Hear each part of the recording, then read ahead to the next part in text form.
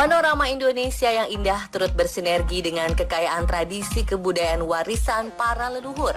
Kalau manusia berhadapan dengan alam, di situ pula muncul berbagai kepercayaan yang sulit digambarkan. Salah satunya ialah tradisi ritual memanggil hujan asal desa Luragung, Landeh, Kuningan, Jawa Barat. Tradisi memanggil hujan yang sudah turun-temurun dilakukan di wilayah ini tak tergerus oleh zaman. Ritualnya pun tak pernah lepas dari sebuah boneka kayu berparas putih yang didandani dengan apik layaknya seorang wanita cantik. Boneka jejelmaan ini diberi nama Cing Cowong. Tim On The Spot pun melakukan perjalanan menuju desa Luragung, Landeh untuk melihat langsung tradisi ritual khas warga Kuningan ini. Pemirsa, sekarang saya sudah sampai di desa Luragung, Landeh, tempat di mana tradisi ritual Cing Cowong berada. Kabarnya boneka Cing Cowong ini tidak bisa disentuh atau dimainkan oleh sembarang orang, karena hanya orang-orang pilihanlah yang mampu memainkannya. Ikuti penelusuran saya mencari sang pewaris boneka Cing Cowong.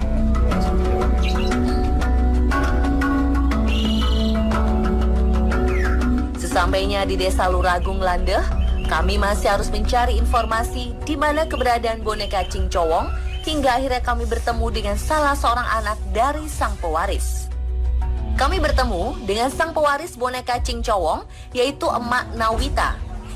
Menurut penuturannya, boneka pemanggil hujan tak boleh disentuh oleh sembarang orang, hanya garis keturunan sajalah yang mampu memainkannya. Emak Nawita mengatakan bahwa boneka Cing Cowong memang sudah turun-temurun diwariskan. Ia adalah generasi ketiga dari penerus tradisi ini. Pada zaman dulu, boneka Cing Cowong tercipta akibat keresahan masyarakat Luragung yang mayoritas berprofesi sebagai petani. Hari usum nyawah waktu itu, kalau sebagai nyawah dan agak sang iya, sang Cing Cowong gitu. Jadi itu diberi saya. Menurut kisah, kala itu para petani Luragung dihadapkan dengan kondisi kemarau yang panjang hingga mengakibatkan kekeringan dan goyahnya penghasilan. Pada akhirnya, leluhur Emak Nawita yang bernama Rantasih melakukan tirakat selama 3 hari 3 malam untuk mencari petunjuk dari Yang Maha Kuasa. Tak lama kemudian, dirinya mendapatkan sebuah wangsit. Warga diajak untuk melangsungkan upacara ritual melalui media Cing Cowong. Tak lama kemudian, hujan pun turun dengan derasnya.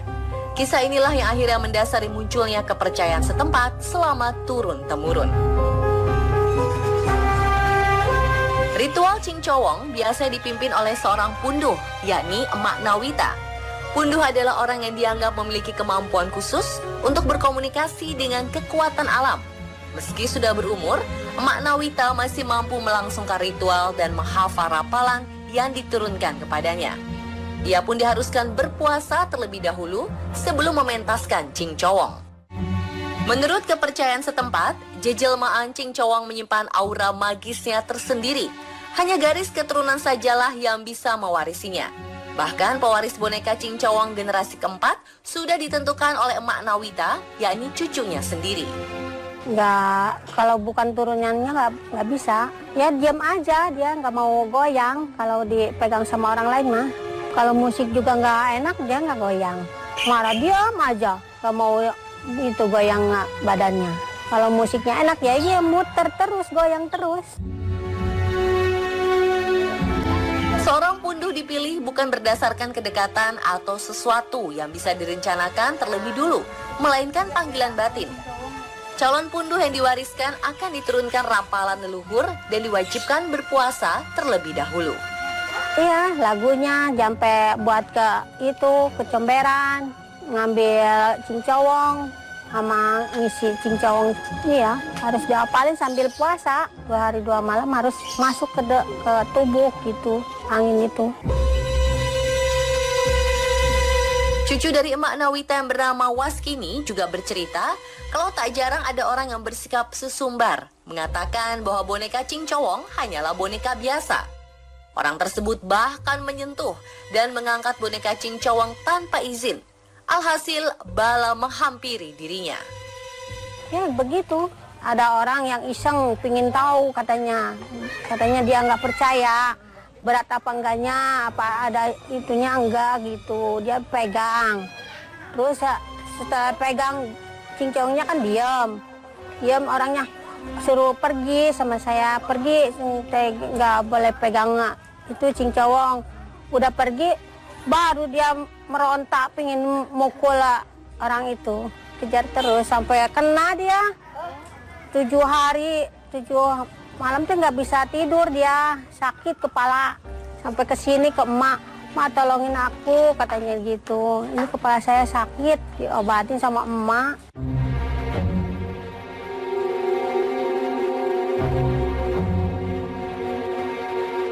Sebelum upacara ritual dilangsungkan, boneka cincowong yang sudah diberi rapalan mantra akan dikeluarkan untuk didandani dan diberi sesaji.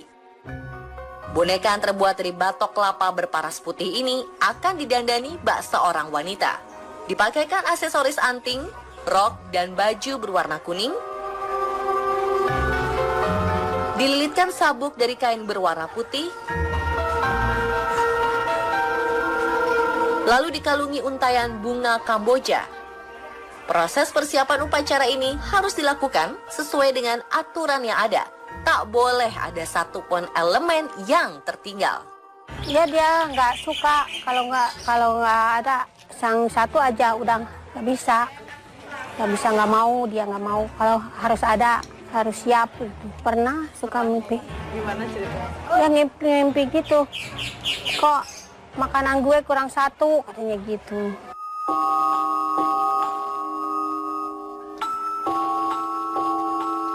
Upacara ritual cincowong biasanya melibatkan beberapa orang, yakni punduh sebagai pemimpin ritual, 2 orang pembantu punduh, dan 2 orang lain memainkan alat musik berupa buyung yang ditabuh dengan kipas, dan cenang yang terbuat dari bahan kuningan. Adapun ketentuan khusus lainnya, yakni tikar yang digunakan di area pementasan harus digelar dengan lurus, tidak boleh diagonal atau menyamping sedikit pun. Usai berbagai prosesi dilewati, boneka cincowong digendong memasuki tempat upacara. Pembantu punduh yang membawa boneka cantik ini terlebih dulu melangkahkan kaki di atas taraje atau tangga bambu sebanyak 3 kali, sebagai makna cincowong memasuki tempat upacara. Usai melangkah di atas taraje, boneka cincowong dipangku dan diposisikan di tengah. Pembantu punduh mengambil sisir dan melakukan gerakan seperti menyisir rambut boneka. Setelahnya, boneka cincowong diputari cermin kecil sebanyak 3 kali. Upacara ritual yang dilangsungkan pada malam hari ini membuat aura magis kian terasa dan berhasil membuat bulu kuduk merinding bagi siapapun yang menyaksikannya.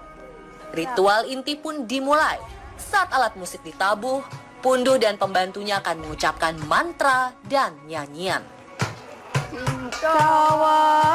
Cincowong, bilguna bilembayu, salalala lenggut, lenggute anggedan, ayah panganten anyar, ayah panganten anyar. Cincowong, cincowong, bilguna bilembayu, salalala lenggut, lenggute anggedan. Nah, pemirsa, sekarang sedang bermulai ritual tradisi cincowong. Di sini para ibu-ibu ini sudah mulai menyanyikan. Itu adalah lirik atau ritual yang digunakan untuk memanggil hujan dari boneka cincowong. Dan sekarang ini tiba-tiba hujan terjadi, pemirsa, dan ini benar-benar deras banget.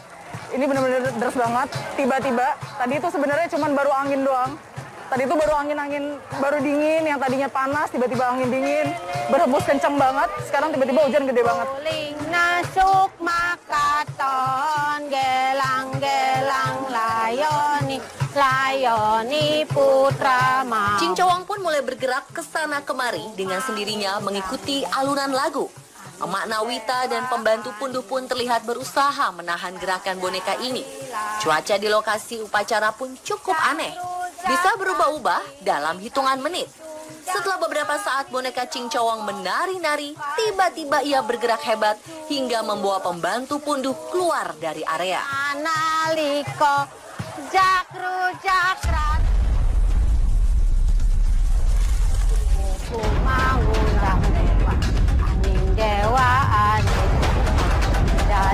lari lagi.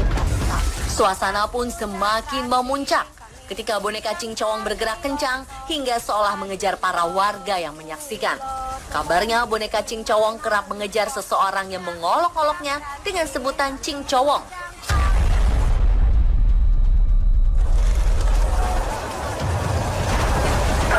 Mirsa, untuk kedua kalinya tadi cincong tiba-tiba lari lagi keluar dan sekarang tiba-tiba hujan turun. Hujan deras banget. Yang tadinya nggak ada hujan dan sekarang hujan sudah deras banget. Oleh karena itu, karena hujan ini sudah deras, proses ritual diselesaikan.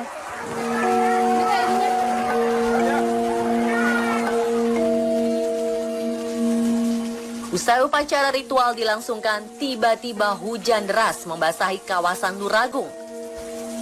Tradisi ritual dan kepercayaan lokal memang sudah menjadi identitas budaya Nusantara. Namun, satu hal yang pasti, mereka tetap percaya bahwa kekuatan alam merupakan bagian dari kuasa Tuhan yang Maha Esa.